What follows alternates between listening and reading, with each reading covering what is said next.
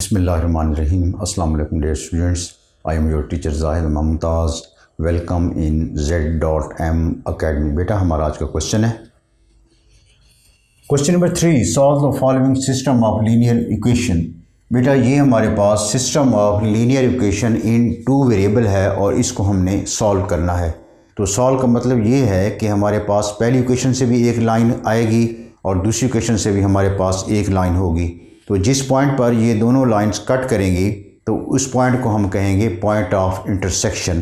तो वो हमारा सॉल्यूशन होगा. लेकिन यहाँ हमने जो सॉल्यूशन मालूम करना है वो with the help of matrix method करना है. तो सबसे पहले हम इन इक्वेशन को मैट्रिक्स फॉर्म में चेंज करते हैं.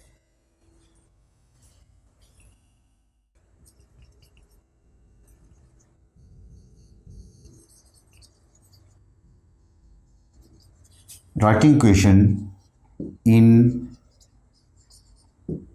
Matrix form. बेटा ये हमारे पास लेफ्ट हैंड साइड है और 3x1 माइनस x2 ये यहाँ बराबर है, यहाँ मैंने बराबर डाला और ये है 5 7. हमारे पास ये 2 मैट्रिक्स बन गए. अब पहले मैट्रिक्स को 2 मैट्रिक्स के प्रोडक्ट में हम चेंज करते हैं.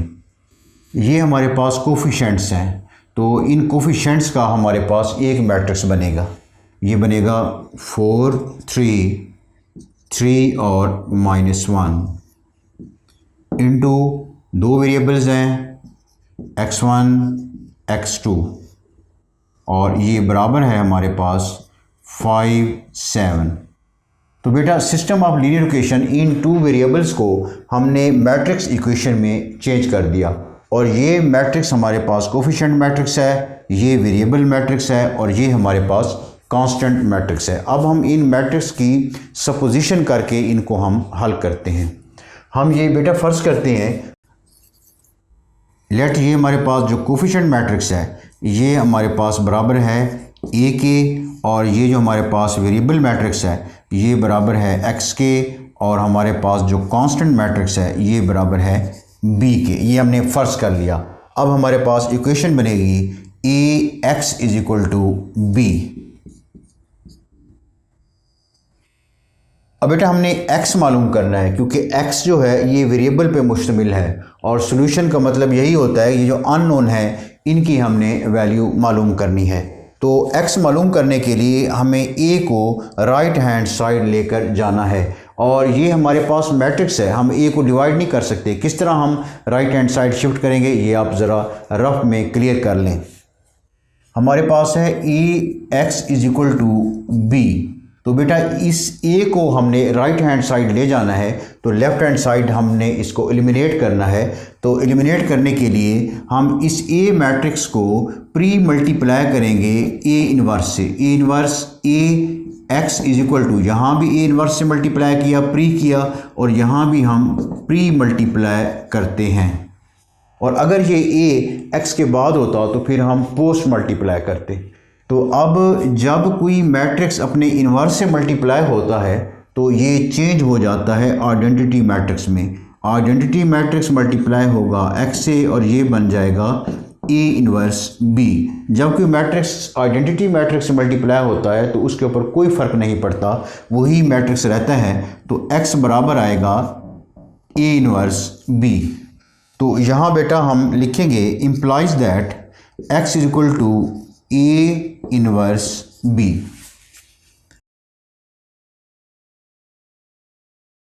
और बेटा x मालूम करने के लिए हमें एक a इन्वर्स मालूम करना है. जब हमें a इन्वर्स हमारे पास आ जाएगा तो इसको मल्टीप्लाई करेंगे हम b से. अब हम देखते हैं कि a इन्वर्स किसके बराबर होता है.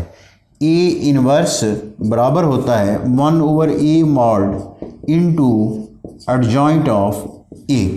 तो ए इन्वर्स मालूम करने के लिए हमने 2 चीज़ें मालूम करनी है. एक हमने मालूम करना है ए डिटर्मिनेंट और दूसरा मालूम करना है एडजॉइंट ऑफ ए. तो बेटा इन 2 को मालूम करके हम ए इन्वर्स निकाल सकते हैं.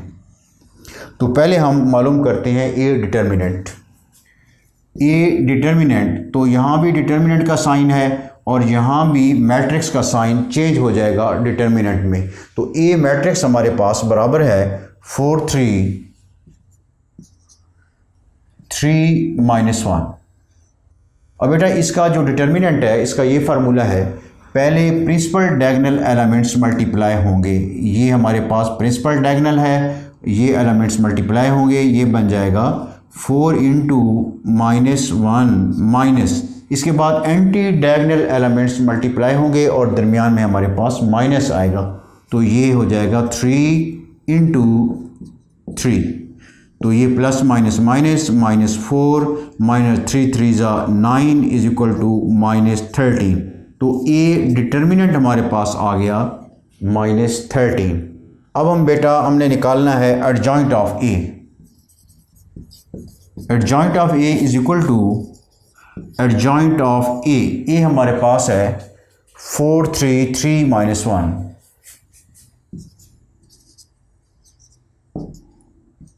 ये हमारे पास है 4 3 3 -1। अब 2/2 का एडजॉइंट हम इस तरह निकालते हैं, प्रिंसिपल डायगोनल एलिमेंट्स की पोजीशन इंटरचेंज करते हैं, मतलब उनको आपस में तब्दील करते हैं।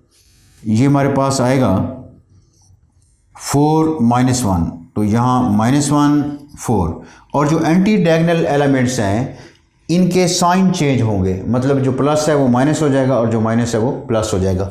ये दोनों पॉजिटिव हैं तो ये -3 और ये भी -3, ये हमारे पास आ गया एडजॉइंट ऑफ ए। तो दोनों हमने चीज़ें मालूम कर ली, हमारे पास एडजॉइंट ऑफ ए भी आ गया और ए डिटर्मिनेंट भी आ गया। अब हम ए इन्वर्स निकाल सकते हैं। ए इन्वर्स है 1/a मॉड, 1/a मॉड है -13 into adjoint of A. Adjoint of A हमारे पास ये है -1 -3 और 4। अब बेटा हमने निकालना क्या था, हमने x is equal to a inverse b करना है, क्योंकि हमारे पास x बराबर है a इन्वर्स ज़रब होगा b से, तो हमने x मालूम करना है। x is equal to a inverse b, तो a इन्वर्स हमने यहाँ निकाला हुआ है 1/-13, और यहाँ हमारे पास है -1 -3 4, और ये ए इन्वर्स मल्टीप्लाई हो रहा है किससे, बी से, और बी हमारे पास ये मैट्रिक्स है 5 7।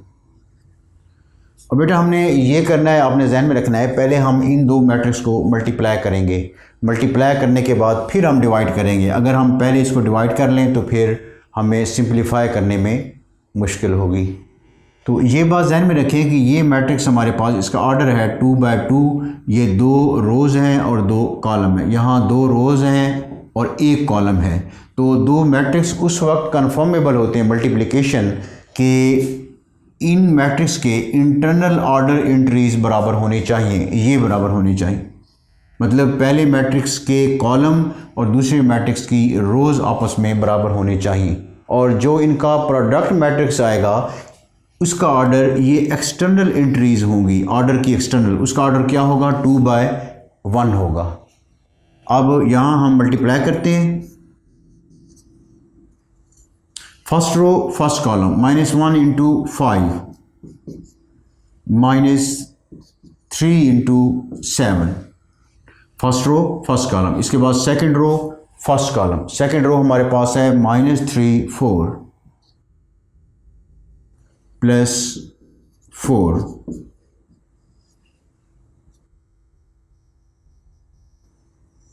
ये बनेगा -5 -7 3 21, ये बनेगा -15 5 3 15 +7 4 28।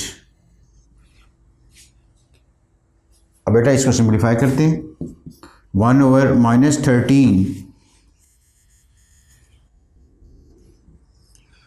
-5 -21 +21 और +5 क्या बनेगा -26, और -15 +28 ये बनेगा प्लस 13। और बेटा इस मैट्रिक्स पे ये -13 डिवाइड हो रहा है। जब किसी मैट्रिक्स पे कोई स्केलर या नंबर डिवाइड होता है तो उसके हर एलिमेंट पे डिवाइड होता है। तो यहाँ हमारे पास आएगा -26 ओवर -13 और 13 ओवर -13। तो इसका जवाब आएगा 13 2 ज़ा 26 माइनस माइनस प्लस 2, ये 13 1 ज़ा 13 प्लस माइनस माइनस, तो ये हमारे पास आ जाएगा 2 और -1। अब ये मैट्रिक्स बराबर है x के, और x किसके बराबर है? x1 और x2 के बराबर है, x1 x2। और बेटा ये हम जानते हैं कि जब दो मैट्रिक्स बराबर होते हैं तो इन मैट्रिक्स के करस्पॉन्डिंग एलिमेंट्स भी आपस में बराबर होते हैं। इसका मतलब ये है पहला एलिमेंट पहले के बराबर होगा और दूसरा एलिमेंट दूसरे के बराबर होगा।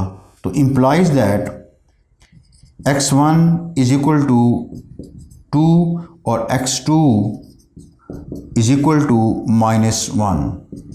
ये हमारा आंसर है। बेटा उम्मीद है आपको क्वेश्चन की समझ आ गई होगी। अपनी मेहनत को भरपूर अंदाज से जारी रखें।